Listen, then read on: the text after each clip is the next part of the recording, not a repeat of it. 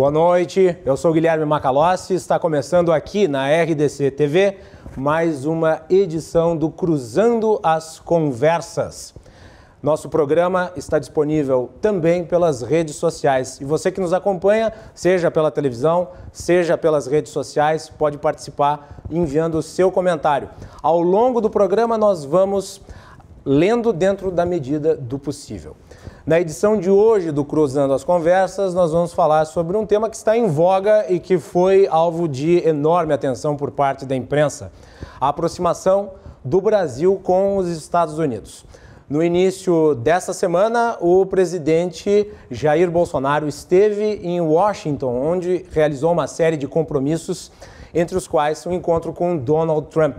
E muitos assuntos, muitos temas acabaram sendo debatidos publicamente. É nosso interesse hoje trazer para você uma análise aprofundada de diversas destas perspectivas. Para falar sobre isso, nós convidamos o Ricardo Leães, que é cientista político, o César Ruedel, que é analista de política internacional, Bruno Jubran, que é doutor em estudos estratégicos, e o Leonardo Granzotto, que é especialista em comércio exterior. Senhores, sejam todos muito bem-vindos aqui ao Cruzando as Conversas. E eu vou começar o debate propondo aquele que talvez seja o assunto mais espinhoso.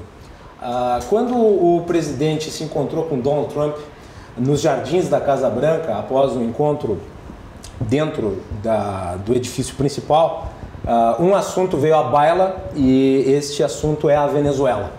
Algum tempo atrás, no encontro de Lima, o vice-presidente Hamilton Mourão deixou muito claro que o Brasil não assumiria nenhuma posição agressiva em relação ao país vizinho.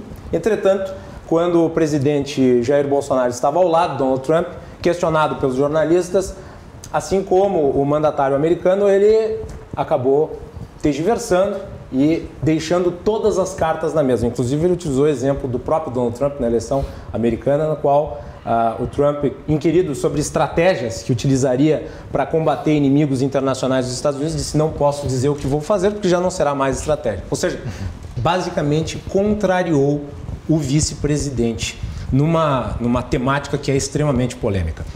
Como é que vocês veem, começando por aí, como é que vocês veem a postura do Brasil em relação aos Estados Unidos numa matéria que é de interesse de toda a América? E daí menciono a América Latina e a América do Norte. Quem estiver com a disposição de começar, será um prazer. Bom, vamos lá. César, boa noite. Boa noite, Macalossi. Um prazer encontrar o amigo Macalossi aqui apresentando, né, esse programa, estreando aí nesse programa. Com certeza vai fazer com a brilhanteza que ele é comum. Boa noite também aos nossos debatedores, ao Granzotto, ao Bruno, ao Ricardo. Eu acredito, Macalossi, essa pergunta ela é muito provocativa, ela traz um elemento essencial para o entendimento dessas negociações recentes do Brasil nos Estados Unidos. E acredito que traz aí, talvez, o ponto nevrálgico dessa visita, que, no meu entender, é a Venezuela. Mas eu já vou entrar na Venezuela. Antes, se me permites, né, é importante a gente fazer um recuo histórico, né, até para entender a visita que ocorre nesse momento. É importante salientar para os telespectadores da RDC TV que nós passamos, Macalossi, basicamente de 2003 a 2015, 2016, né, uma política externa do Partido dos Trabalhadores, que era uma política externa denominada, Granzotto, de política Sul-Sul. Né?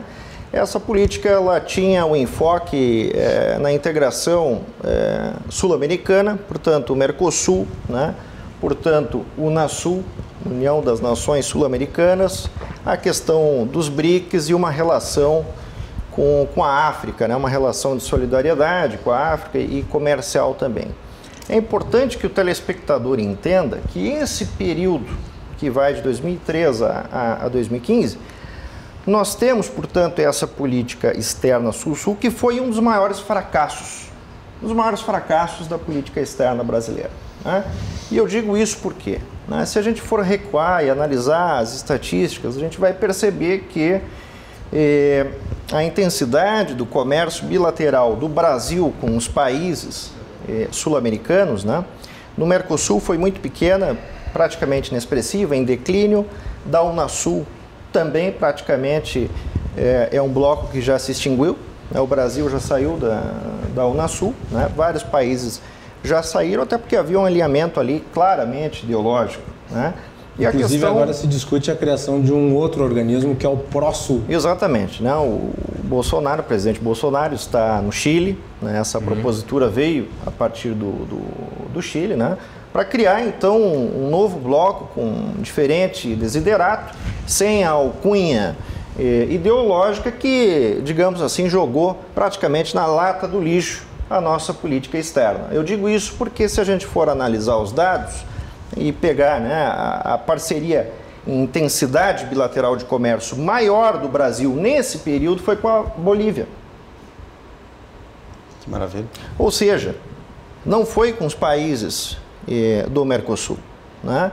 Então nós temos aí claramente, né, um completo fracasso, isso é comprovado por artigos acadêmicos, científicos, né, dessa estratégia de olhar o mundo para baixo da linha do Equador, né, tendo aquela concepção antiga, cepalina, de centro, de periferia da década de 60, e muitos analistas até hoje ainda utilizam esses padrões para analisar a política internacional. De lá para cá muita coisa mudou, nós estamos em outra conjuntura, né? E é preciso dizer que essa visita aos Estados Unidos, né, por parte do presidente Bolsonaro, representa uma ruptura nisso tudo. Né? Ele está dizendo o seguinte, acho que o principal resultado disso tudo, né, depois a gente pode entrar nos detalhes, mas eu vou entrar no essencial, né, que é o principal, digamos assim, né? Depois tem as liturgias de cargo, eventualidades, que talvez não interessem para o momento. Mas a imprensa americana dizia que era o encontro do Trump americano com o Trump dos trópicos. Né, a questão dos trópicos. Então, assim, representa uma ruptura clara. Olha, nós estamos dispostos de forma audaciosa a ter um novo tipo de diálogo com o mundo, né? Com diferentes parceiros. Claro, os Estados Unidos sempre foi um parceiro comercial, né? Mas com linhagens ideológicas passadas que não permitiam acessos que nós poderíamos ter com mais facilidade. Então, representa uma ruptura com uma política externa completamente fracassada. Fracassada em todos os sentidos, comerciais, ideológicos, enfim, né? Até porque nós tínhamos ali uma mistura de políticas de Estado com políticas de governo, né? Ou seja, isso é típico, né, do partido que nós referenciamos. Então, esse é o principal resultado que a gente pode extrair dessa visão. Mas voltando para a questão que trouxestes da Venezuela, talvez aí resida o ponto mais nevrálgico dessa visita, que fizesses alusão a forma de se esposar do vice-presidente Hamilton Mourão, que ela é diferente, é verdade. Talvez isso seja ali um ponto ainda que precisa de um certo ajuste, porque nós temos uma tradição da política externa brasileira desde Rio Branco, né? Isso inclusive está presente na nossa Carta Magna de 88, no seu artigo 4º, né? A não ingerência, né, na política externa. E claro que uma intervenção na Venezuela por parte do Brasil, ou com apoio do Brasil, seria um cenário muito complicado, né, para as Forças Armadas, para o nosso país, né? Não está dentro da nossa tradição diplomática, tá? Então, acho que esse é o ponto nevrálgico. Aí deve haver um ajuste, né, entre os formuladores de política externa, uma maior clareza sobre o problema venezuelano. Porque o problema é grande, a gente sabe, nós temos lá um ditador e nós temos um presidente interino, né? E aqui eu estou evocando os princípios constitucionais da Venezuela, da Constituição de 99. Né? As manchetes que saíam depois dessa crise... nós tínhamos dois presidentes, não, só um pouquinho, dois corpos não ocupam o mesmo espaço, é uma lei física, né?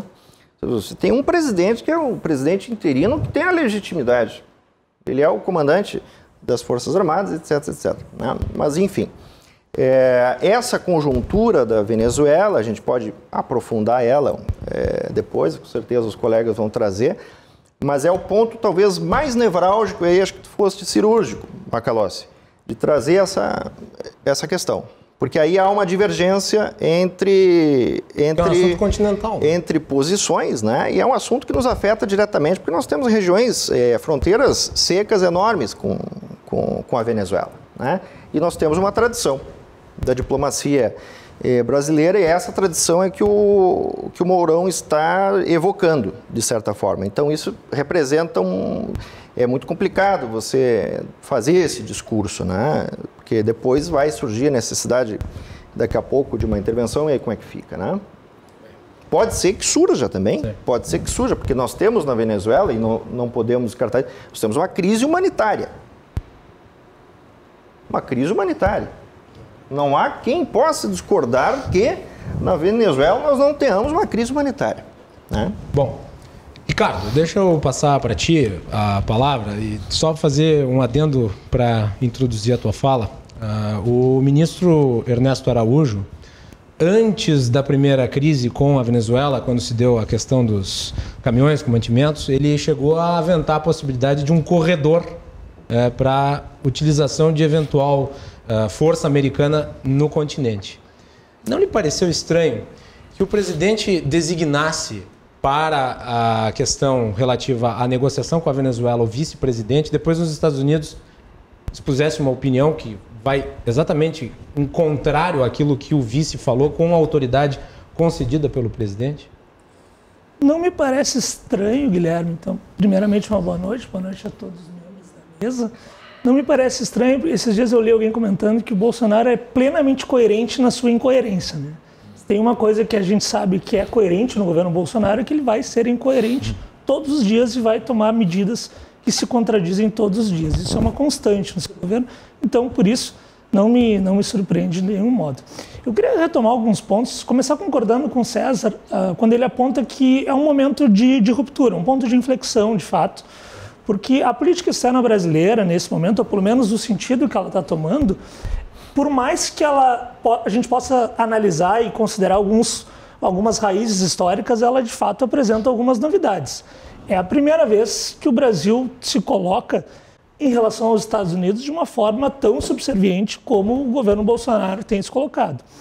Ao contrário do que o próprio Bolsonaro falou, quando ele disse que é uma das primeiras vezes que nós temos um presidente que não é anti-americano, nós nunca tivemos um presidente anti-americano na história do nosso país. Vou repetir, nós nunca tivemos um presidente anti-americano na história do nosso país. Então tu rejeita que Dilma e Lula sejam considerados como anti-americanos? Vou explicar por quê. Talvez no seu âmago, o que eles desejavam quando sonhavam, deitavam à noite, eu não sei. Mas enquanto promotores de política externa, nunca tivemos um presidente anti-americano.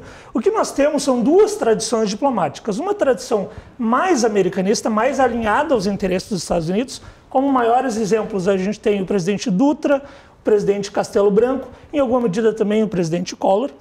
E uma tradição que é uma tradição mais globalista, para usar um termo tão caro ao nosso chanceler, que é uma tradição totalmente dentro do sistema. Ela não é uma tradição antissistêmica, como é a tradição de política externa da Coreia do Norte, do Irã, da própria Venezuela. Ela é uma tradição que tem um ponto de vista diferente. Pensa que o Brasil tem um papel significativo nas relações internacionais e que pode atingir esse papel se relacionar com todos os países do mundo. Então, o César se equivoca na minha interpretação quando ele diz que a política externa brasileira no período do Lula era uma política externa sul-sul. Ela estava baseada em princípios sul-sul, sem dúvida. Ou seja, ao invés de negociar apenas com o Norte, vamos negociar com todos.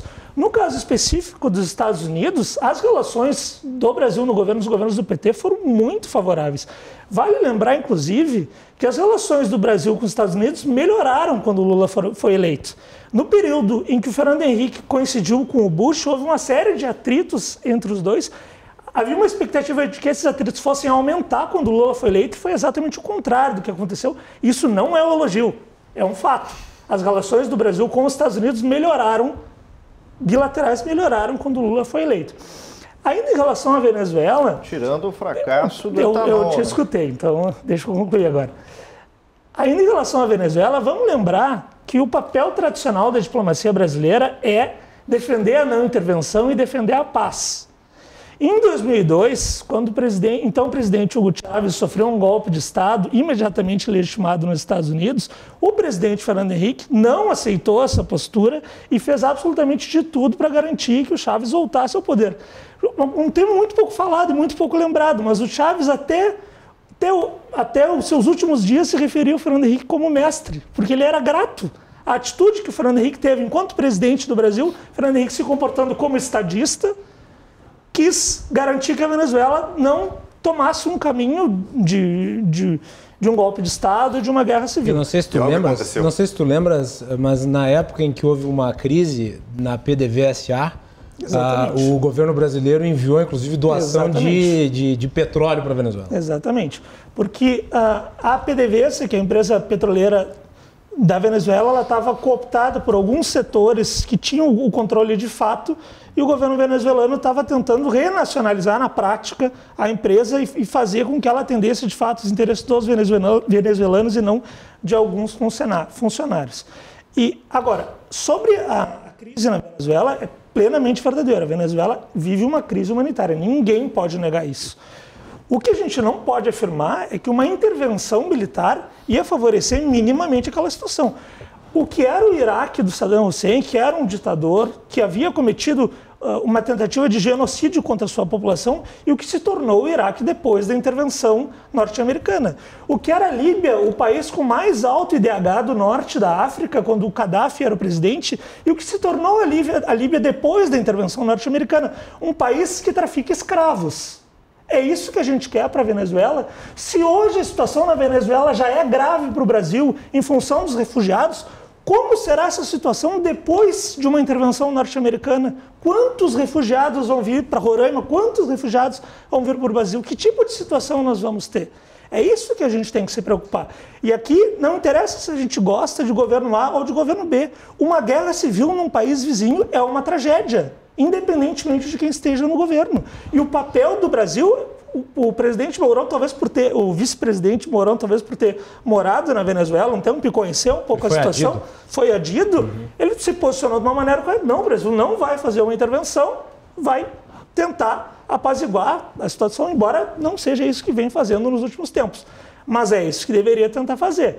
Até porque, na Venezuela, o que existe hoje é um presidente eleito por um processo eleitoral e um deputado eleito pelo mesmo processo eleitoral. Vejam que curioso, que quando ele se elegeu, ele validou o processo eleitoral, quando o opositor dele se elegeu, ele não validou, que está se autodeclarando presidente, que é um fator, algo absolutamente inédito na nossa história. Eu nunca tinha visto um deputado se autodeclarar presidente da República. Imagina se a moda pega. Constitucional, né? Não, muito pelo contrário. Sim, é um dispositivo constitucional de 99, a Constituição, artigo 233. Não. Está muito lá claro, né, essa possibilidade, né, de autoproclamar-se presidente interino e convocar eleições nos próximos 30 dias.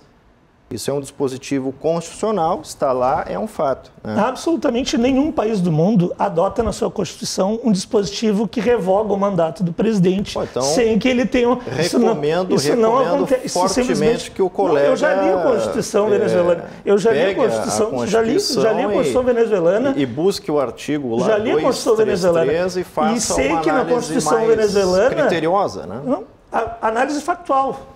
Isso não é verdade. E o ponto é esse. Eu não acho que a gente deva falar da Venezuela hoje, mas eu só gostaria de chamar a atenção para isso. O processo eleitoral que elegeu Maduro foi o mesmo processo eleitoral que elegeu Guaidó.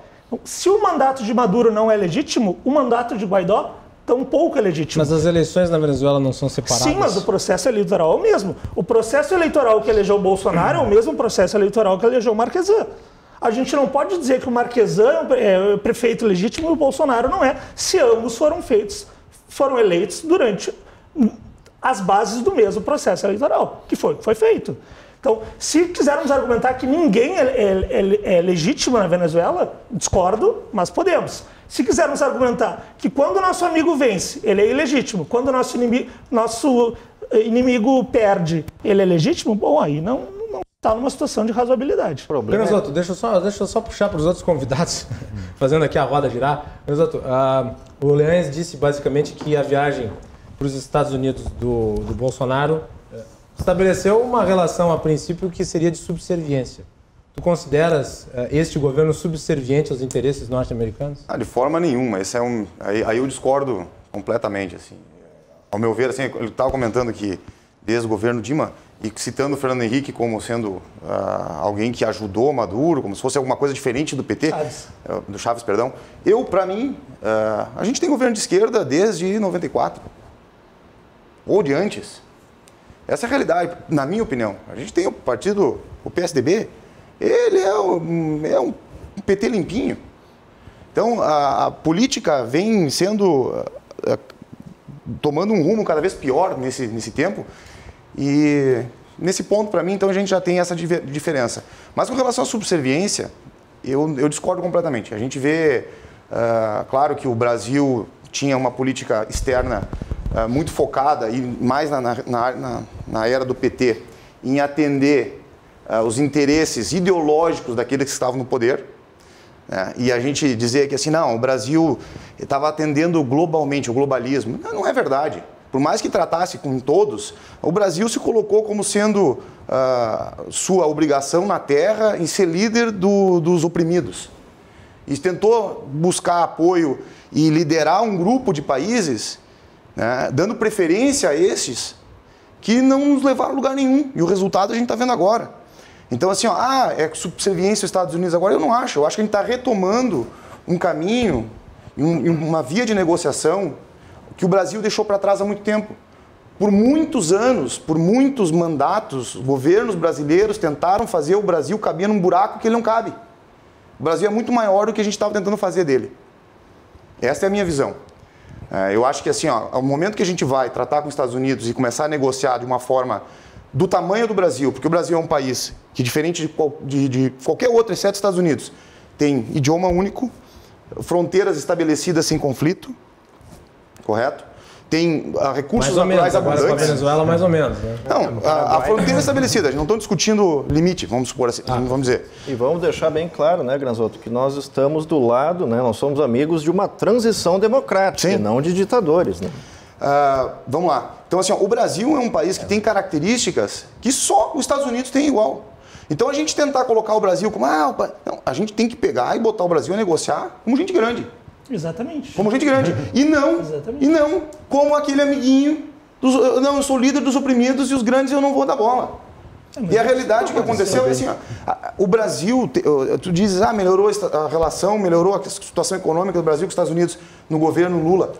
Melhorou com todo mundo. O Brasil cresceu, mas o mundo cresceu, Ricardo. Exatamente. Entende? O que prova que o Brasil não se virou as costas para o mundo. Mas eu te convido a fazer uma análise global, do crescimento global, e uma análise do crescimento do Brasil. E uma análise do crescimento dos outros países emergentes. E tu me dizes, aonde o Brasil ficou nisso? Quando a gente cresce menos que a média mundial, a gente não cresce, a gente encolhe. Então, por mais que a gente tenha se desenvolvido... Eu falei de parceria com os Estados Unidos, não é questão de relações, necessariamente relações comerciais. As relações bilaterais do Brasil com os Estados Unidos melhoraram durante o governo Lula. Isso absolutamente qualquer analista de política externa concorda. Perfeito. Está consagrado na bibliografia que as relações do Brasil, de novo, isso não é um elogio, com o Lula melhoraram, sob o mandato do Lula, melhoraram com os Estados Unidos. Agora, tem um ponto que eu acho que é importante aqui que foi trazido, que é essa questão da participação do Brasil no comércio global. Se eu não me engano, dados referentes ao fim do período do Fernando Henrique indicavam que o Brasil representava 1% do comércio internacional e que após todos esses anos continua 1,2% com o mesmo patamar. Desde a época da Brasil colônia. O Brasil é um país muito grande. O Brasil tem um mercado interno enorme. O Brasil é a oitava economia do mundo. Né? Oitava economia do mundo. Só que a gente só representa 1,2%. Isso é uma realidade nossa. Eu sempre falo assim, a primeira medida que em termos, quando vai entrar em guerra com qualquer país, a primeira medida que você toma com aquele país que você está combatendo é criar barreiras comerciais, é dificultar o comércio de bens e serviços, dificultar a entrada de produtos, de insumos e a saída de mercadorias. E grande parte disso, né, Granzotto, é oriundo dessa política Sul-Sul fracassada, completamente. Quem está fazendo o protecionismo são os Estados Unidos, é o Trump. Mas eu não estou concordando com isso, eu não concordo com isso. Eu acho que o que a gente faz isso eternamente no Brasil, a gente faz isso. Só deixar o Gibran falar um pouquinho. Só que uma coisa bem importante, essa política de Sul-Sul foi muito falada aqui, né? Ela não foi uma invenção do governo do PT, aliás, nem de governos de esquerda, nem do Brasil. A primeira vez que se ouve falar em parceria Sul-Sul não são em governos do PT, mas sim na década de 60 para 70. Durante o governo militar. Durante o governo militar.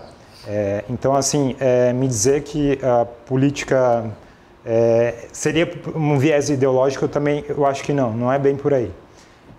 A ideia de promover a política de aproximação com o país do Sul não é exatamente abrir mão das parcerias com países do Norte, mas sim a ideia sempre foi, aliás, continua sendo, ou, claro, não mais no caso do Brasil, mas eu diria, na maior parte dos outros países, inclusive, que ainda se consideram sulistas, complementar essa relação. Então, nenhum momento é abrir mão do que existe já com a parceria com o país do Norte. Aliás, e mesmo no caso do governo do PT, e ainda mais em governos anteriores, em nenhum momento a parceria com o Norte deixou, inclusive, de ser mais relevante que a parceria com o país do Sul. Pode ver, por exemplo, em questões de comércio exterior, durante muito tempo o comércio com o país do Norte permaneceu liderando, mesmo durante os governos do PT. Só que por questões que fogem à alçada dos governos, a China, né, que a gente pode discutir se ela é um país do Norte ou do Sul, mas ela própria ainda se considera como do Sul, ela passou a ter uma preponderância no nosso comércio. Mas não foi por uma questão de escolha pré-definida do governo. Vamos fazer uma relação mais forte com a China. Não, a China começou a crescer, ela começou a demandar mais produtos primários, obviamente, e as commodities, basicamente. E isso acabou, obviamente, fortalecendo o comércio do nosso país com a China. Mas não que isso tenha sido uma política pré-determinada por um governo aqui no Brasil, né? Então, acho que a gente tem que tomar muito cuidado com essas afirmações categóricas, né?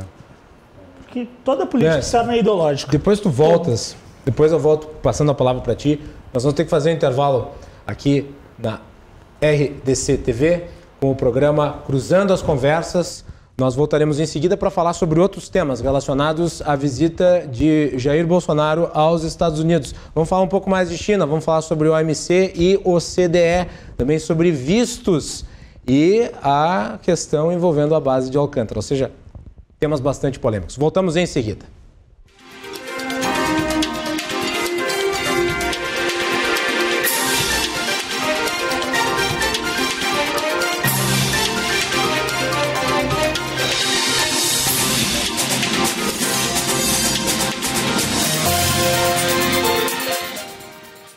E estamos de volta aqui na RDC TV, hoje falando sobre a aproximação do Brasil com os Estados Unidos, programa Cruzando as Conversas. Estamos aqui hoje com os nossos convidados, o Ricardo Leães, César Ruedel, Bruno Gibran e Leonardo Granzotto. No primeiro bloco, nós falamos bastante aí sobre a questão envolvendo a Venezuela. O Gibran trouxe um ponto que eu acho que é bastante importante nessa discussão, porque a aproximação com os Estados Unidos vem com um discurso anti-China. E isso ficou claro na campanha eleitoral, e não apenas na campanha eleitoral por parte do presidente, mas também de colaboradores e de figuras que ajudam a formar o pensamento e dão orientação, inclusive programática e ideológica para o governo.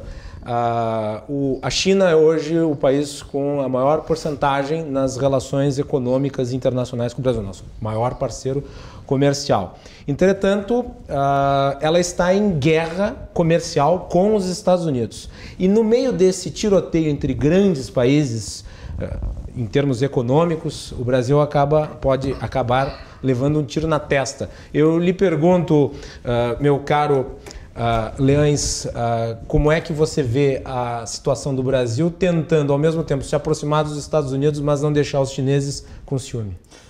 O Brasil tem um histórico interessante de participação envolvendo conflitos de grandes potências e até sabendo se aproveitar bem desse conflito em seu favor. Vamos lembrar que antes de entrar oficialmente na Segunda Guerra Mundial, o Brasil transigiu para perto da Alemanha nazista, um movimento que sempre foi minoritário dentro do governo Vargas e que a gente sabia que era uma tentativa do governo Vargas de extrair um pouquinho mais dos Estados Unidos. Ou seja, ele se aproveitou dessa brecha para obter o financiamento lá para a construção da base de Natal e também para a construção da Companhia Siderúrgica Nacional. Ou seja, ele poderia... Veja que a gente sabia desde o início que o Brasil não ia entrar ao lado da guerra a favor da Alemanha. A gente sabia desde o início isso. Mas ele se aproveitou disso, diferentemente da Argentina, mas ele se aproveitou disso para tirar um pouquinho mais. Num contexto em que está acontecendo isso, de um ponto de vista puramente pragmático, nada ideológico, a gente teria que pensar assim: bom, existem dois países grandes que estão conflitando, Estados Unidos e China, a gente tem que tentar tirar o máximo dos dois. Isso seria um ponto puramente pragmático. Nenhuma política externa ela é puramente pragmática. Toda política externa é ideológica. Esse ponto tem que ser destacado. Bom ou ruim, a gente gosta ou não gosta, insatisfeito ou satisfeito, ela é ideológica. Essa política externa do Bolsonaro, até o momento, pelo menos, as coisas podem mudar, a realidade dinâmica, está sendo muito ideológica. Por que eu digo que ela está sendo muito ideológica? Porque nesse confronto, o Brasil está adotando um discurso em relação à China que nunca um governo adotou em relação aos Estados Unidos. As críticas que o Brasil está fazendo à China, nenhum governo brasileiro, pelo menos por via de seu presidente, fez em relação aos Estados Unidos. E isso é normal. Teve uma polêmica muito grande com os parlamentares do PSL que viajaram até a China. Eu discordo, acho que não deviam ter ido. Não deviam ter ido. Não, isso é um assunto deles, eles que sabem o que é melhor para eles. Agora, do ponto de vista do país, é muito prejudicial para o Brasil, principalmente porque a China é o nosso principal parceiro comercial, que o Brasil adote uma medida nesse sentido. O Brasil perde a oportunidade de aproveitar, de estreitar laços com a China e, inclusive, perde a oportunidade de obter benefícios dos Estados Unidos. Porque se é do interesse do Bolsonaro se aproximar dos Estados Unidos, melhor seria flertar com a China e tentar obter algum ganho pelo Brasil através desse flerte com a China. Se essa é a estratégia, se ele considera que a aproximação com os Estados Unidos é irreversível, como o governo Vargas considerava naquele contexto, o melhor seria ir para o outro lado, para que os Estados Unidos tivessem que... É exatamente o contrário do que ele fez. Ao permitir fazer a concessão unilateral dos vistos, ao permitir a utilização da base de Alcântara, ao permitir que o Brasil não seja mais um país com determinados critérios prioritários dentro da OMC, ele abriu as pernas sem ter nenhuma garantia de que o Brasil vai obter benefícios de volta. Mas no passado, só fazendo uma ponderação sobre o que tu falaste em relação a essa aproximação com a China. No passado, durante o governo petista, o Brasil tinha o objetivo de entrar no Conselho de Segurança da ONU e foi atrás da China para obter apoio e reconheceu a China como economia de mercado. No fim das contas, acabou não obtendo benefício nenhum com isso. Não acho que, com base no passado, dá para se entender que a China não é o melhor aliado? Não se trata aqui de dizer que o Brasil deva escolher a China ou os Estados Unidos. Muito pelo contrário, seria totalmente contraproducente se o Brasil tomasse um dos lados. Essa é a minha crítica ao governo Bolsonaro. Se fosse um governo que tivesse dizendo que o Brasil não tem que negociar com os Estados Unidos, seria um governo tolo também. Não teria substância no argumento. A questão é justamente saber transitar nos dois campos e conseguir aproveitar, de um ponto de vista bem pragmático, saber aproveitar o que é melhor para o Brasil. E não ficar se focando no que é melhor em teoria. Aí está o ponto. Melhor para o Brasil. É a tua área, Granzotto. Exatamente. É especialista do comércio. O que é melhor para o Brasil? Aí que eu entro na discordância. Assim, ok, concordo contigo. Não dá para ser ingênuo, você pode utilizar uma política comercial e tentar negociar com os dois lados, flertar com um para negociar com o outro. Agora, uma coisa assim, eu tenho que deixar muito claro, eu tenho bastante experiência com os dois países. Se alguém acha, e eu vejo muito pessoal falar, imperialistas, se alguém acha que alguém é imperialista perigoso, é o chinês. É o chinês. Esses caras têm milênios de império. Hoje, o que a gente vê lá na China, que fala, comunismo, não é um comunismo. Aquilo é um império disfarçado, troca os nomes. Essa é a realidade. O capitalismo lá é um país mais livre que o Brasil, economicamente falando. Então, assim, negociar com a China, ou abrir as pernas para a China, como havia fazendo, e abrir as pernas para os Estados Unidos... Já estava abrindo as pernas para a China. Nunca esteve vamos dizer assim, o Brasil facilitou muito mais para a China do que vinha facilitando para os outros países. Nessa tentativa, como tu comentaste, de conseguir esse apoio esse apoio da China, do Conselho de Segurança, que acabou não acontecendo, entre outras coisas, o Brasil realmente migrou e aceitou a China como economia de mercado, enfim, e a nossa economia vendeu para eles, mas isso é decorrência, como tu disseste mesmo, do mercado internacional, da demanda chinesa, e não no esforço brasileiro. Eu lembro na época da invasão dos produtos chineses que causou prejuízos enormes. E não tem como fazer, sabe? Hoje, assim, tu vai na China, o salário, não vem ao caso, mas o salário do industriário chinês é mais alto que o do Brasil, hoje. Eles já ganham mais que nós. Então não dá para dizer que é uma economia barata. Bom, o fato de estar atendendo os Estados Unidos, então assim, vai negociar com os Estados Unidos. Se você não fizer isso hoje, de uma maneira ideológica, dizer assim, olha, eu dou preferência, a gente vai estar optando pelo lado chinês. E o lado chinês a gente fala, eu tenho negociação, por exemplo, tenho contatos com a África, a gente conhece os africanos dizem assim, o chinês é um câncer, como política de governo deles. O chinês é um câncer, eles vêm com o dinheiro, eles vêm com o projeto, eles vêm com a mão de obra, eles executam tudo, vão embora e deixam a dívida e os funcionários. Essa é a maneira como a China cresce. A China está comprando terra pela África inteira para poder produzir. Eles estão crescendo e eles são muito mais perigosos do que os Estados Unidos. Então, se alguém tem medo de alguém, eu diria, tenha medo da China. E nesse momento você pode optar pela China, que eles são muito mais agressivos, muito mais agressivos que os americanos, eu não tenho nem dúvida disso. Então, assim, eu fico confortável. Eles não fazem dentro das regras estabelecidas pelo país? Deles? Do Brasil? Não, a compra, por exemplo, de terras, que tem sido muito aqui dentro sim. Assim, mas no momento que vai permitindo o crescimento e deixando espaço, eles vão crescendo. Então, assim, você tem um lado para escolher, você tem lados para escolher. Dentro da política internacional, você tem lados para escolher. E o lado que o Brasil, o que a gente enxerga o Bolsonaro escolhendo, é ficar do lado dos Estados Unidos e de um bloco, digamos, econômico que inclui os Estados Unidos como o líder, vamos dizer assim. E o Brasil, subserviente. O Brasil vai estar aliado a eles. O Brasil, trabalhando do outro lado, talvez estivesse trabalhando baixo o guarda-chuva da China. E essa era a realidade que vinha acontecendo. Que, na minha opinião, seria um erro também. Eu acho que um país do tamanho do Brasil não pode ficar abaixo do guarda-chuva de ninguém. É um erro estratégico. Se o Brasil optasse pelo caminho chinês de uma maneira simples, eu também seria contrário. Eu acharia que não seria uma boa medida do tamanho. Mas a gente não é tão grande ao ponto de poder dizer assim, eu vou ser o meu próprio dono do meu nariz e eu não vou me aliar e não vou ficar com ninguém. Não, claro. Vamos lá, se a gente entrasse em guerra com a Venezuela, para quanto tempo a gente teria munição? Tem uma coisa que eu acho que tem que ser ressaltada. Eu também acho que a China ela segue uma política externa que, sim, ela quer ser o poder principal na Ásia Oriental. Isso eu tenho certeza. Isso, eu acho que ninguém se discute isso, né? Porque imperialismo oriental. Ela só está querendo retomar o espaço que ela sempre teve durante, não sei, acho que milênios, desde a época, antes mesmo da época de Jesus Cristo. Dizem ter 5.000 anos, né? Mas, enfim, meu ponto é, o que a China quer para o mundo? Ela quer dominar o mundo? Eu tenho lá minhas dúvidas. Eu acho que, na minha visão, assim, como que eu vejo a política externa chinesa nos últimos 30 anos, ela não quer essa relação com o mundo. Por quê? Primeiro, tem uma questão geopolítica básica. A China, diferentemente de outras grandes potências que já surgiram, enfim, na nossa história, apesar dela ser um país extremamente grande, ter um potencial sistêmico imenso, ela tem um problema de acesso aos mares, aos oceanos mundiais.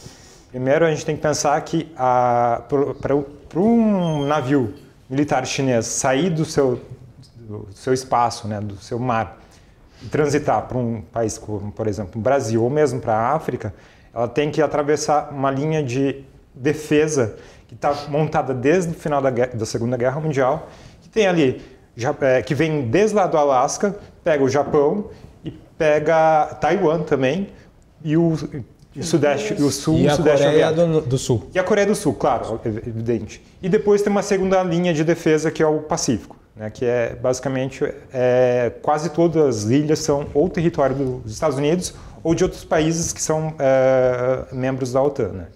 Então, para um navio de guerra chinês, que se ele quiser entrar digamos, na nossa região, ele vai ter que passar por choke points, né, pontos que os Estados Unidos têm ainda uma, digamos, não digo hegemonia, mas uma preponderância bastante elevada. Né? Então, assim, por que eu estou falando essa questão? Porque quando a gente fala em imperialismo, além da questão do investimento, né, tipo, os chineses realmente eles têm investimento em praticamente todos os cantos do mundo. Agora, se acontecer de um país... Inclusive nos Estados Unidos. Inclusive nos Estados Unidos. Títulos da dívida pública. Muito. Aliás, Sim. eles enriqueceram muito comprando títulos da dívida americana. Mas assim, só que se um país resolver dizer não para os chineses, não, nós vamos vamos expulsar todos os embaixadores, vamos cortar todas as relações. A única forma que a China tem de reagir é tirando investimento. Ponto. Não, eles não têm como fazer a projeção de poder. Acho que essa é a expressão que a gente tem que ter em mente. Eles não têm como fazer essa projeção de poder bélico nesses países, especialmente países africanos, aqui na América Latina. Mesmo que eles tenham... A China rivaliza com os Estados Unidos comercialmente. Sim. Em termos de poder político e poder bélico, ainda há uma diferença. Mais uma coisa, aliás, a Rússia tem mais chances de fazer alguma... Deixa eu só puxar aqui para o Reda, introduzindo, porque esse assunto é importante. Tu mencionaste a China, novamente, no contexto da expansão e da questão bélica. E tu mencionaste também que ela não tem esse objetivo de dominar o mundo. Não tem como. Mas existem análises políticas internacionais que vão em confrontação a essa linha. Por exemplo, o escritor Olavo de Carvalho, que exerce uma grande influência no governo Bolsonaro, fez um debate com Alexandre Dugin, que é um escritor russo, e ele é proponente, o escritor russo, de uma teoria unificada de ação do chamado bloco russo-chinês. E daí a Rússia entra dentro desse contexto. Como é que tu vê esse contexto ainda mais amplo, daí trazendo a Rússia para esse jogo? É importante até trazer também um pouco para o debate, senão a gente vai ficar muito focado na China, né? E há várias teorias, hipóteses, né? Isso já é muito também estudado pela própria academia. A China claramente está desenvolvendo um poder militar que a gente chama de Blue Navy, né, de alto alcance, já possui porta-aviões, já tem tecnologia de caça, então ela não está tão recuada assim. Esse processo já vem mudando há muito tempo no Mar do Sul da China, tanto que nós já tivemos ali vários entrechoques, né, da 7ª Frota Americana com as próprias embarcações chinesas. Mas voltando à questão dos Estados Unidos e depois essa questão que tu traz também, Macalossi, que a pergunta inicial era se havia uma possibilidade de estarmos aí submetidos, digamos assim, aos mandos do imperialismo americano. Importante primeiro dizer o seguinte: toda política externa ela tem um enfoque, né? E esse enfoque ele pode ser errado. E o enfoque que o PT deu de 2013 foi um enfoque errado, porque foi um enfoque completamente fracassado. Nós poderíamos estar com acordos bilaterais, né? Digamos assim, não tendo essa visão de linha de Equador ainda, né? que é muito ainda resquício, uma visão cepalina de mundo, né? Poderíamos estar muito melhor. Nós jogamos aí décadas, né? No atraso, né? E nós temos que, de alguma forma, tentar recuperar isso agora. Ou seja, toda política externa ela tem um enfoque, e esse enfoque do PT foi um enfoque fracassado, foi um enfoque totalmente errado, e não há como discordar disso, os números estão aí para dizer, era apenas só para lembrar esse aspecto. Os aspectos da negociação, né, do Brasil, né, mais específicos do Brasil com os Estados Unidos, eles são aspectos positivos para o Brasil, eu acredito nisso. Né? A questão que nós temos ali, Granzotto, da isenção dos vistos para os americanos, é uma isenção unilateral, isso é muito normal no meio diplomático, né? Existem decisões unilaterais, da isenção para que americanos, não só americanos, japoneses, australianos, canadenses, né? São 4 países, possam vir para o Brasil, né? Visto de turista. Né? Então, possam vir aqui para o Brasil e trazer fonte de renda. Né? A questão da base, não dá para enganar também, é utilizar a base. É uma exploração comercial para lançamento de foguetes, né? Com salvaguardas jurídicas. Né? Mas há quem vá pensar, não, mas isso é uma espécie de dominação dos Estados Unidos, né? Que vão ter uma base dentro do Brasil. Isso é uma leitura ultrapassada. Né? Então, uma coisa é o teu enfoque, por exemplo, né, nesse tempo, nesse buraco negro, vamos chamar assim, buraco negro da política externa do PT, onde eu quero ter uma liderança, uma pretensa liderança no conceito das nações sul-americanas, né, com a presença da Venezuela, reconhecendo a Venezuela como uma democracia, a escumalha, né, a ratatulha de enxergar o mundo. Né? Outra coisa é eu ter um enfoque o seguinte, não, só um pouquinho, eu quero tentar negociar, né, a entrada do Brasil na OCDE. Né? Eu acredito que isso traz um debate internacional, uma relevância para o país e, inclusive, servirá como um estímulo interno até para que os players internos do Brasil comecem também, né, a serem impressionados. É importante que a gente não tenha apenas estímulos internos para que o Brasil possa voltar a funcionar, possa começar a ter um protagonismo novamente na cena internacional. Então, nós temos a questão da OCDE, né? Organização para a Cooperação e Desenvolvimento Econômico, que me parece algo interessante de se começar um diálogo. Claro, vai demorar ainda, né? Tem vários passos aí que o Brasil teria que seguir para se adequar. Tem a questão da OMC, né? Me parece que não há retroatividade aí no que já é negociado, nos painéis que o Brasil está. Então seria marco zero para frente, a equipe técnica, né, diplomática vai ter que discutir isso e afinar isso, mas em momento algum me parece qualquer tipo de subserviência aos Estados Unidos. Né? Claro, se a gente for adotar uma leitura talvez um pouco mais ideológica, né, poderia chegar a essa conclusão. Mas a concessão, a isenção de vistos, ela é benéfica, né? Vai trazer turistas para o Brasil. Tem algum problema nisso? Eu não consigo ver isso como coisa errada, porque você isenta visto, você traz turistas, você traz recursos. Quem que ganha com isso? Ganha o pobre brasileiro que vai poder aumentar seu trabalho, ganha o vendedor de coco, ganha o motorista de Uber, ganha o guia turístico. Mas não seria uma confissão de inferioridade? Por que inferioridade? Falando isso. Porque não tem reciprocidade. Mas vamos lá. Reciprocidade é básico nas relações. O que a gente precisa? A gente quer reciprocidade, mas a gente quer o bem do brasileiro? Eu não vou falar sim muito, ou não? Eu não vou falar muito de política internacional. Eu vou abrir um pouco mão da minha expertise de relações internacionais e vou falar um pouco de políticas públicas. Quando tu faz uma política pública, tu tem que imaginar qual vai ser o efeito dessa política pública naquilo que tu quer. Eu quero aumentar o número de turistas no Brasil. Ok. Turistas, sei lá, do Japão, dos Estados Unidos. Eu vou não vou cobrar vistos na hora de entrar. Tá, mas será que esse impacto vai ser negativo? Por que eu estou fazendo essa pergunta? Porque pode ser que o número, a gente olhando, o número de turistas desses países é baixo. Ok, mas por que esse número é baixo? O número é baixo, por quê? Porque tem vários motivos, mas só que um dos motivos principais não é o visto. Porque insegurança, falta de estrutura. Preço da passagem. Quem é que vem aqui para o Brasil? São pessoas de classe média alta desses países e são pessoas de classe média alta que não ligam tanto para questões de segurança, que são pessoas um pouco mais mente abertas. Tem certeza? Que ligam... sim, porque se for... Eu gostaria de ser assaltado como chega no aeroporto. Pois é. A questão as pessoas que têm...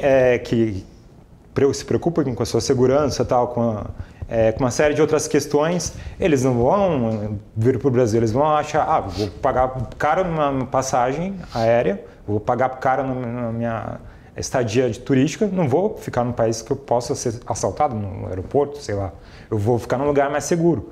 O visto é uma questão pequena desse cálculo que eles poderiam fazer. Então, há outros fatores muito mais relevantes do que a questão do visto. Ok, mas e a questão do visto, né? Qual que é mais fácil de resolver? digamos assim, diversos fatores. Qual que é o mais simples de você tirar do caminho? Fazendo o que as pessoas da direita falam, né? Fazendo a lição de casa, melhorando a questão de segurança, melhorando a imagem. Isso não é mais fácil fazer. Isso, mas depende da gente. Não, ok, mas depende da gente. De todos isso certamente teria um ganho no turismo que é bem maior. Isso é óbvio. A questão é o objetivo estratégico do Brasil, um país de dimensões continentais, com 200 milhões de habitantes, com 8 mil quilômetros de costa. A intenção primária do Brasil é ter mais turistas norte-americanos? Eu espero que não seja. Norte-americanos, se for, australianos, japoneses, canadenses. Mas alguém disse que a primária é essa? Não. Mas se o Brasil está abdicando de um princípio fundamental nas relações internacionais, ninguém disse que é primária. Aqui é a reciprocidade. Simplesmente para trazer mais turistas. Uma narrativa para justificar. Eu acho que o ponto do Bruno é muito importante. A gente não tem nenhuma certeza de que vai ter mais turistas, ou pelo menos em grande quantidade. Mas mesmo que tenha, o Brasil abdicar disso é um problema, porque a política ela é feita de símbolos também. Quando tu negocia com alguém e quando te coloca numa posição de que, bom, eu estou disposto a fazer algo para ti, mesmo que tu não faça nada para mim, tu está transmitindo uma mensagem para essa pessoa. Mas isso não indica que não será feito. De novo, não, mas quando ela for negociar contigo de novo, ela vai pensar, eis uma pessoa que se dispôs a fazer isso, mesmo sem que eu tivesse que dar nada em troca. Olha, um apoio para a OCDE... Isso qualquer negociação, qualquer teoria de negociação... Um apoio para a OCDE... Isso é muito pouco e não é nem benéfico para o Brasil. Vamos fazer um intervalo, nós vamos voltar para falar de OCDE e também sobre a negociação do Brasil em relação à base de Alcântara.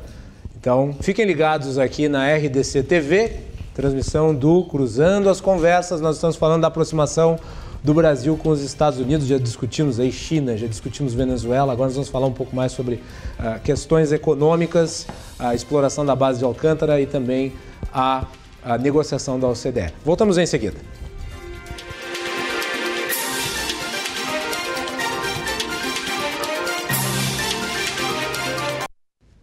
Estamos de volta aqui na RDC TV com o programa Cruzando as Conversas. Estamos recebendo na edição de hoje o Ricardo Leães, César Ruedel, Bruno Jubran e Leonardo Granzotto. Estamos discutindo a aproximação do Brasil com os Estados Unidos, a visita aí que o presidente Jair Bolsonaro fez a Donald Trump no início desta semana. Vamos voltar agora para falar sobre temas que foram pincelados no fim do segundo bloco, relativos à negociação aí que se estabelece em relação ao OCDE. No passado o Brasil chegou a quase conseguir a vaga e durante, se eu não me engano, foi o governo Lula, abriu mão dela. E agora volta o interesse. Só que teve um porém, e eu acho que é importante tocar nele.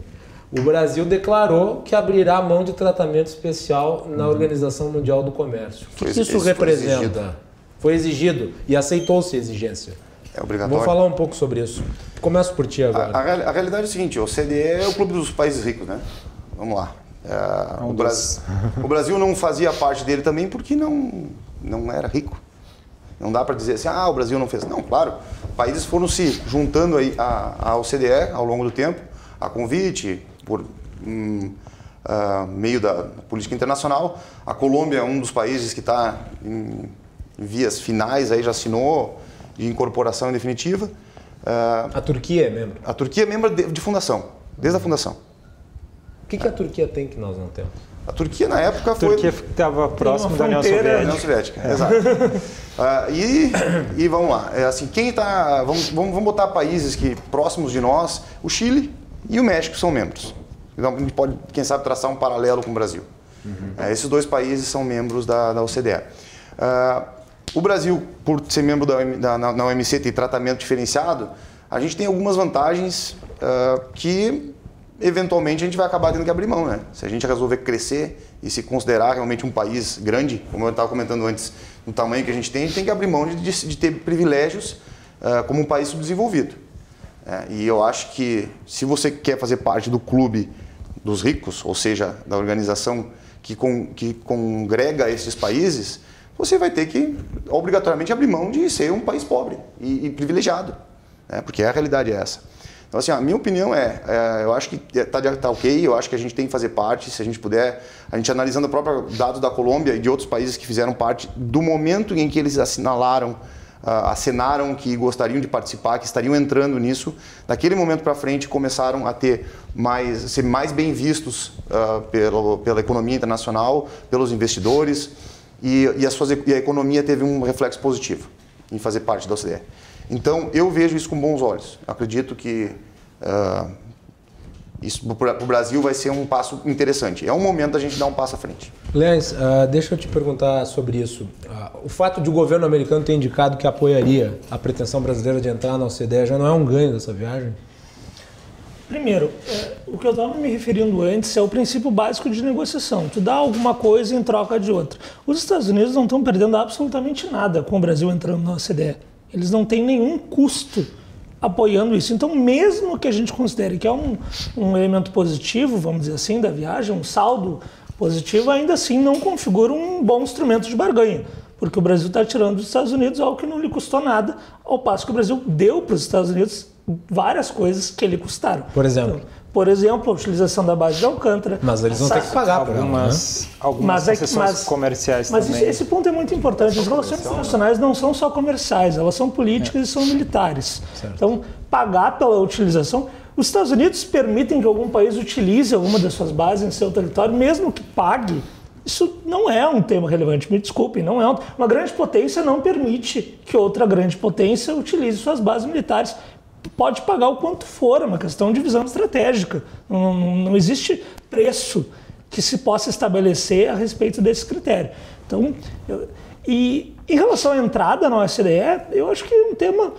Concordo plenamente com as premissas do Leonardo. Se o Brasil quer entrar na OCDE, o Brasil tem que realmente sair desse grupo de subdesenvolvidos. Agora, o Brasil quer entrar na OCDE, ou melhor, efetivamente quer o governo, mas é de interesse do Brasil entrar na OCDE. O benefício que o Brasil vai obter entrando na OCDE realmente supera o prejuízo de ter que abrir mão desse tratamento preferencial na OMC. Essa é a questão que tem que ser debatida. E debatida por meio de dados, por meio de estatísticas.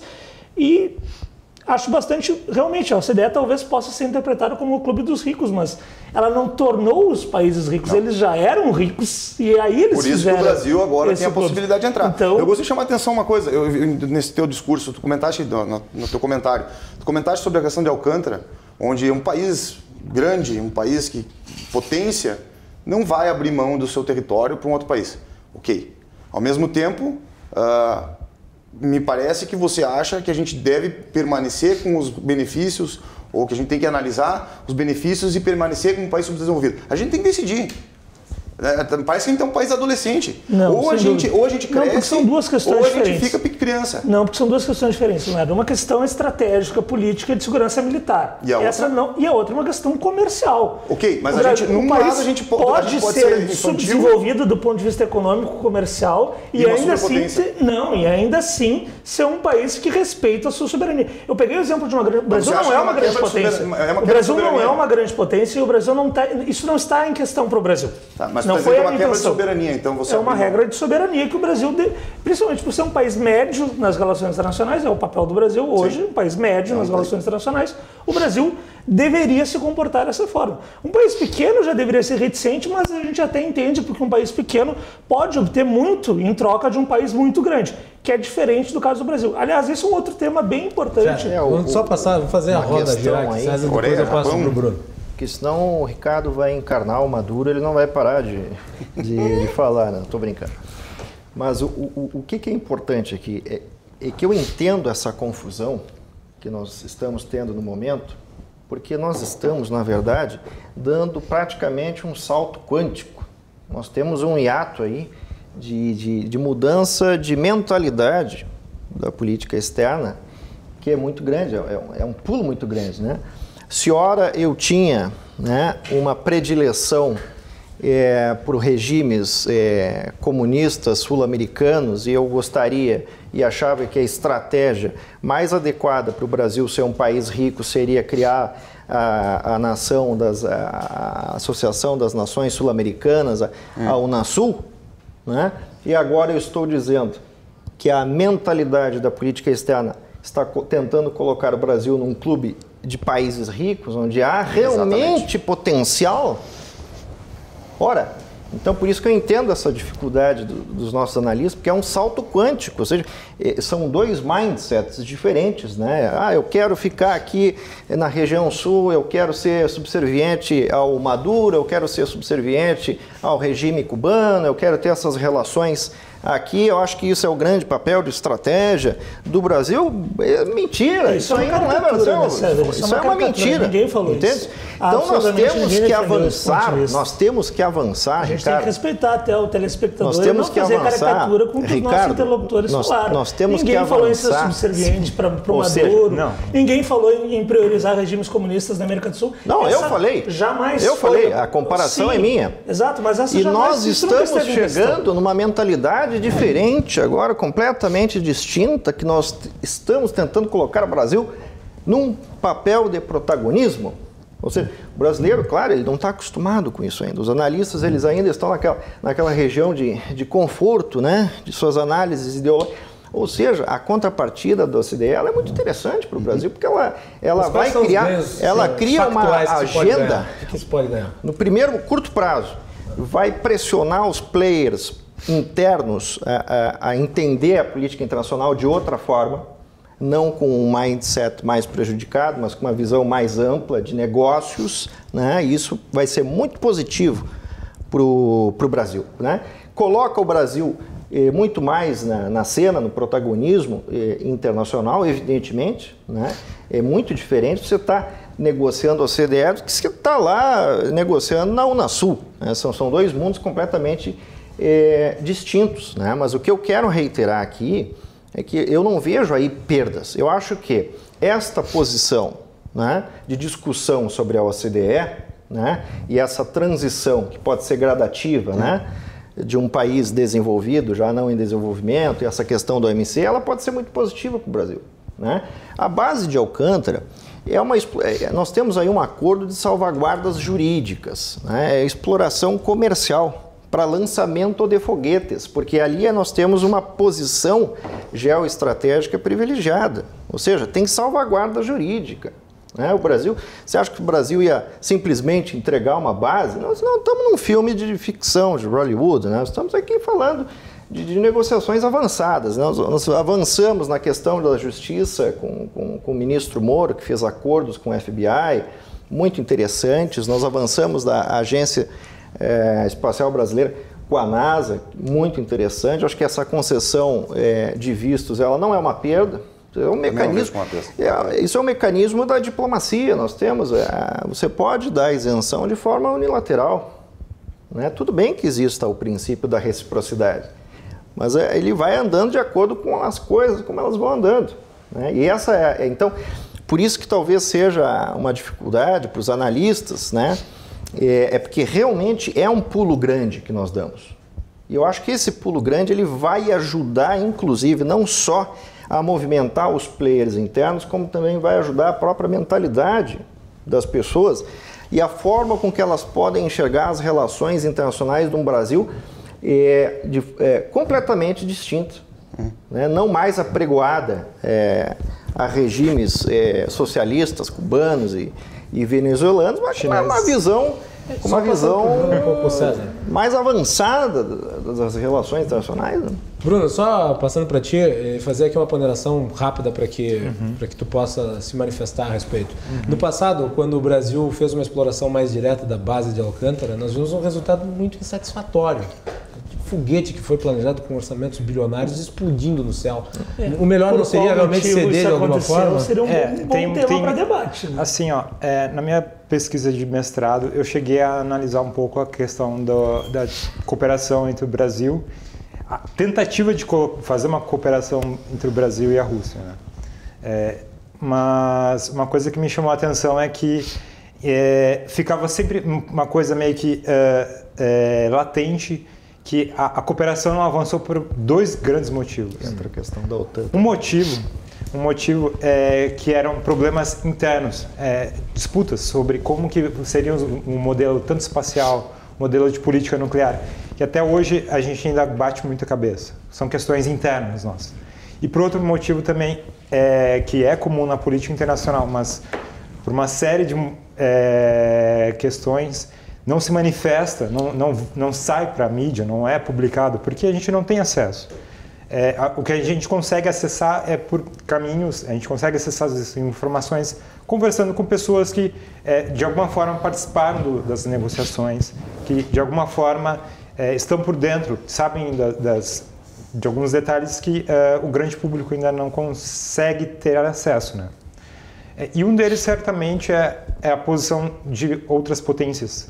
Algumas potências não estavam interessadas na viabilidade da cooperação entre Brasil e Rússia, e não só os Estados Unidos. Países europeus também tinham interesse que essa cooperação não avançasse.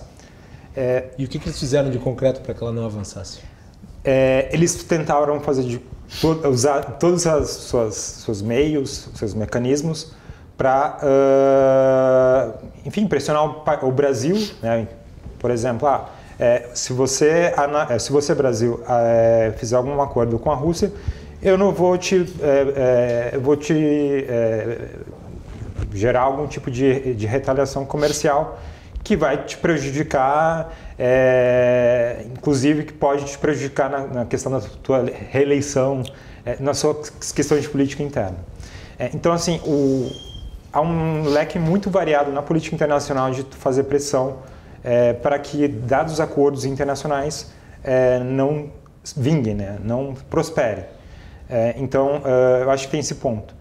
E em relação, então, a base de Alcântara, né, que eu acho que foi um dos temas que foi levantado, né, na visita do presidente Bolsonaro, uma coisa que me chama a atenção assim é que parece que a gente não tem uma definição muito certa do que a gente quer. Se a gente quer, enfim, desenvolver o nosso sistema a partir das nossas necessidades, ou se a gente vai querer simplesmente a toque de caixa estabelecer um tipo de relação comercial que eu não sei qual vai ser o aspecto tecnológico. Vai ser, é evidente que a gente pode ganhar algumas divisas comerciais, enfim, alguma entrada de divisas. Só que qual é o ganho em termos de tecnologia para o nosso programa espacial de fato? Vai haver transferência de tecnologia? Não se sabe. Mas o ganho a gente já está discutindo isso, porque no governo do PT estava abandonado o tema. Não era bem assim. Não, o ganho o primeiro ganho já é esse, estarmos discutindo isso no presente. Não havia isso no passado? Não, desculpa, isso aí eu estudei e houve sim. Aliás, a questão do programa espacial, ela estava sendo desenvolvida desde a época enfim, antes mesmo da ditadura militar. Mas por uma série de motivos ela não avançou e não foi porque o dado governo não deu a prioridade para o sistema, para o nosso setor espacial. Mas não, houve problemas tanto de orçamento, né? Basta lembrar que na década de 90 a gente esteve no corte de orçamento para a ciência de uma forma brutal, né? Ao ponto da gente ter que abrir mão de uma série de programas nessa seara, né? E, enfim, claro, a interveniência de outros atores também, que até hoje a gente não sabe muito bem. Mas a gente sabe que há denúncias fortes de sabotagem expressa do governo norte-americano. A explosão aconteceu logo... Quais são os elementos que levam você a chegar a essa conclusão? Tem alguma prova ou teoria conspiratória?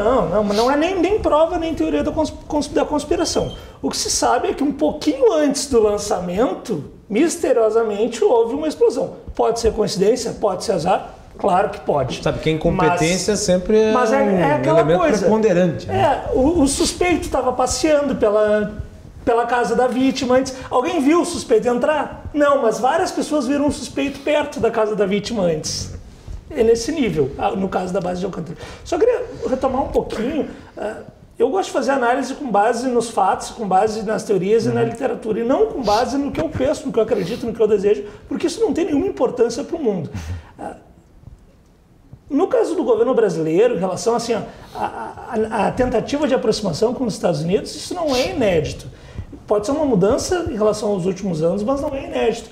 No caso, nós tivemos 3 momentos que o Brasil realmente procurou uma parceria muito forte com os Estados Unidos. Adotou uma postura realmente subserviente. O governo Dutra, o governo Castelo Branco e o governo Collor. Nos 3 casos, houve tentativas de abertura unilateral, seja por meio de comércio ou de outras medidas políticas ou medidas diplomáticas, com a intenção, vamos ser legais com os americanos, porque aí eles vão ser legais conosco. Qual é a coincidência de todos esses governos? Todos foram sucedidos por governos que tiveram uma política externa muito mais moderada e muito decepcionada com o interesse dos Estados Unidos. Tanto o governo do Getúlio Vargas, quanto o governo do Costa e Silva, quanto o governo Itamar tiveram uma política externa de decepção em relação às expectativas que haviam sido criadas com as possibilidades de uma parceria com os Estados Unidos e com a abertura que o Brasil havia realizado e os resultados que efetivamente aconteceram.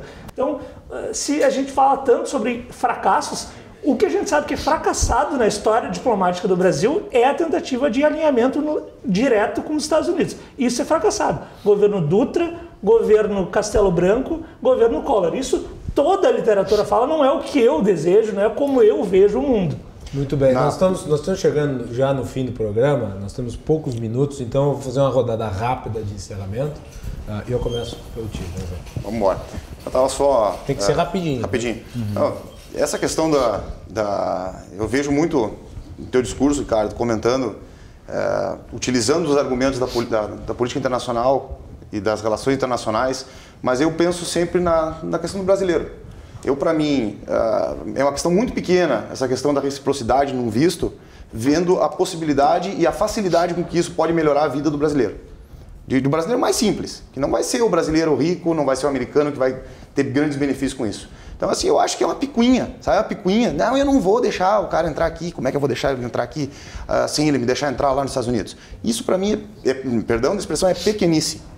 Porque a gente vai permitir que o pequeno, o brasileiro no comércio, em qualquer canto, possa ter vantagem com uma medida muito simples. E o que a gente vai perder com isso? Nada. Nada. Reciprocidade. Não vai se perder nada. Então, eu acho que bom para o Brasil. Eu entendo, falando de todos esses aspectos que a gente conversou, sim, eu acredito que foi uma viagem, uma ida do governo Bolsonaro aos Estados Unidos que sim traz vantagens para o país. Pode ter sido um pouco exagerada, talvez com um pouco de confetes demais por parte das pessoas, mas isso a gente viu em outros governos, isso é uma coisa normal de acontecer, no nosso povo principalmente, né? Que o brasileiro é um povo caloroso. Tu comentaste antes que o chinês não faria jamais, realmente, o chinês não faz nem entre nós aqui. Isso é uma questão cultural.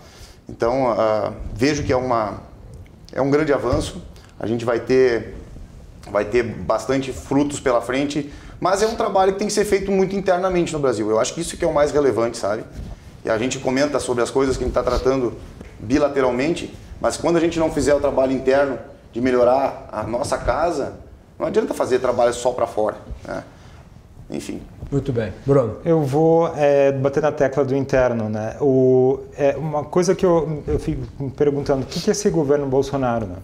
O governo Bolsonaro, para mim, ele está muito mais dividido em 2 castas que me parecem cada vez mais claro, né? Essa tentativa de aproximação com os Estados Unidos, que bem lembrado pelo colega Ricardo, em vários outros momentos ela não produziu sequer efeitos esperados.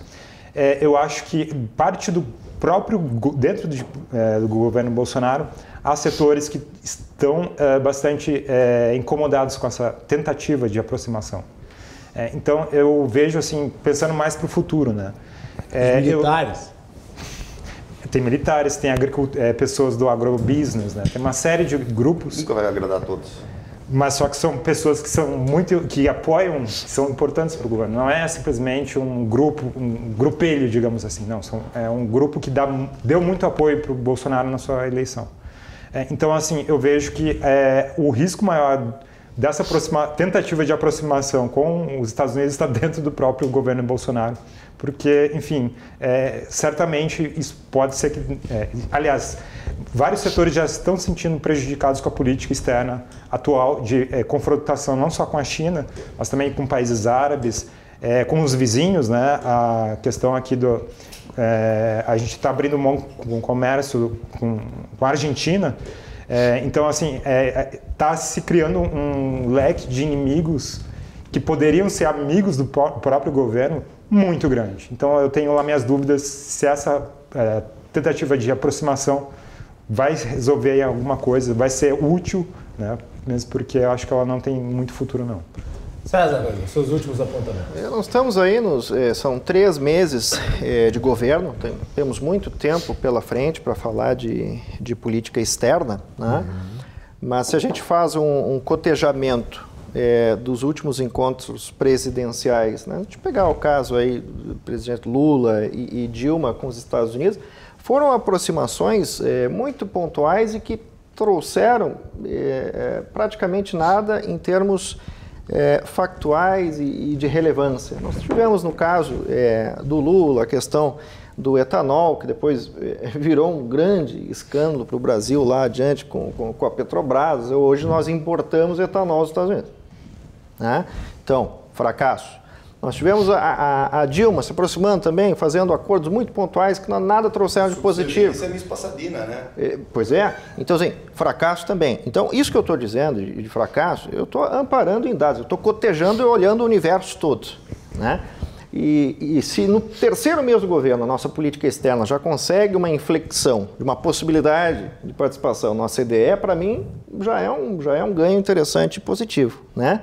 Tanto em termos de relações internacionais como de política doméstica, de influenciar e de estimular que o brasileiro comece a pensar e a discutir mais a competitividade, o livre mercado, coisas que são fundamentais para o nosso desenvolvimento. Ou seja, é importante sim, Ricardo, a gente entender como pensam os governos, porque os governos pensam, eles possuem estratégias, né? O governo Bolsonaro ele possui a sua estratégia, né? E foi lá nos Estados Unidos, né, em que pese alguns detalhes, está trazendo uma agenda positiva e de avanço, de competitividade, de desenvolvimento para o Brasil, que outros presidentes do passado, mais especificamente Lula e Dilma, não trouxeram discussões que, enfim, viraram aí sem relevância alguma, né? Tendo um enfoque significativo na questão sul-americana, que foi o maior fracasso, um buraco negro na nossa política externa. Nós temos que resgatar, Macalossi, isto com essa nova política externa é o que eu desejo. E também parabenizo o teu trabalho. Muito obrigado. E desejo aí que a RDC contrate o Macalossi para que ele possa mediar os próximos debates, porque está muito bem. Tá. Mais debates. Obrigado. Ricardo, obrigado. O homem é o homem em sua circunstância, né? Já diria o filósofo. Então, absolutamente descontextualizado. É claro que não teria problema nenhum em retirar o visto se isso fosse realmente benéfico à população, e não tem a menor dúvida de que se houver um aumento de turistas norte-americanos, muitos brasileiros vão se beneficiar com isso. O problema são as circunstâncias. É o visto, é a permissão que os norte-americanos utilizem a base de Alcântara, é aceitar que o Brasil abdique de determinados privilégios comerciais para obter um benefício incerto, ou seja, uma perda certa para um benefício incerto. E é, sobretudo, um dos episódios mais degradantes da história da política externa, não apenas brasileira, mas mundial, que é ver o filho do presidente da República falar mal do próprio povo nos Estados Unidos da América. Esse episódio eu jamais havia visto. Um filho do presidente que estava representando o país falar mal do próprio povo na sede da grande potência atualmente no mundo. Eu achei realmente um episódio bem marcante. Muito bem. Eu gostaria de agradecer enfaticamente aos nossos convidados que compuseram a mesa hoje debatendo esse assunto, que é um assunto instigante, interessante, que leva a uma série de ponderações que certamente vão ser ampliadas ao longo do tempo, porque afinal de contas foi a primeira viagem internacional do presidente. O próximo destino é Israel. Certamente vai gerar um outro debate muito bom. E depois tem a China. Estuda-se que a terceira viagem seja a China. Então tem debates muito bons aí pela frente. Obrigado ao Ricardo, ao César, ao Bruno e ao Leonardo pela participação aqui na RDC, hoje no programa Cruzando as Conversas. Você que está nos acompanhando de casa, lembre-se, nós somos uma televisão multiplataformas. Você pode também depois assistir o programa na íntegra no nosso canal no YouTube. Obrigado a toda a equipe de produção. Boa noite a todos e até mais.